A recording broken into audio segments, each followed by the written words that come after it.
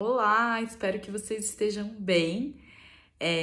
Se vocês ainda não são inscritos aqui no canal, se inscrevam e ativem o sininho para receber as novidades. Eu falo nesse canal sobretudo sobre arte, sobre criatividade, e hoje eu vou dar mais uma dica de leitura. Eu vou recomendar esse livro aqui, que se chama A Dama Dourada, que tá pela editora José Olímpio. É uma versão um pouco mais antiga, eu não sei se tem uma versão atualizada dele, pesquisem. Mas por que eu vou falar sobre ele? Eu particularmente adoro o trabalho do Klimt, que é um pintor austríaco que criou uma obra que já tá até icônica, chamada O Beijo, que é aquela obra que é um casal se beijando e aí tem uma espécie de um manto de flores atrás.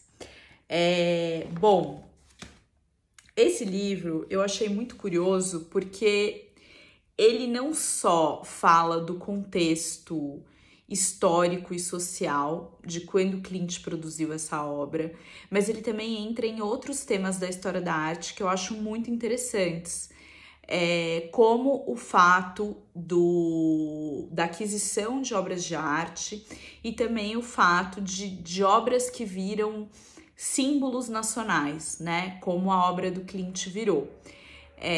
Eu não vou dar um spoiler total, mas tem uma questão ligada ao nazismo, né? É uma obra que pertencia a uma família judia e que depois ela foi tomada, né, por conta de um contexto de nazismo em Viena, na Áustria. E aí depois uma parente dessa família começa a requerer essa obra de volta. Tem um filme também sobre essa história, que eu não sei se é tão fácil de achar, mas eu acho que tá disponível no YouTube.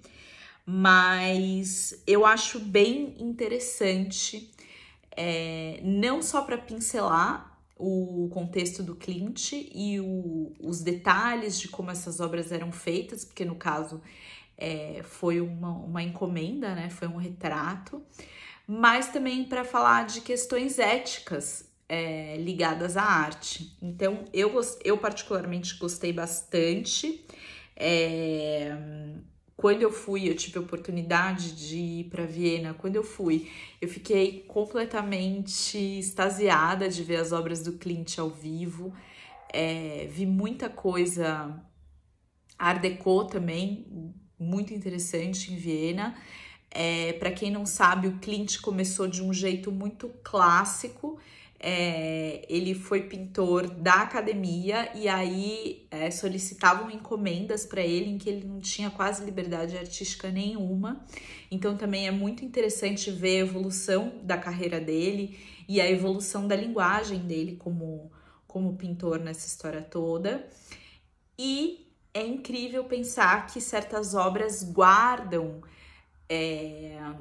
uma coisa muito especial daquele momento e daquele contexto, né? Essa obra em nenhum momento foi pensada para ser uma obra diretamente política, mas ela acabou sendo. Então, eu acho bem interessante.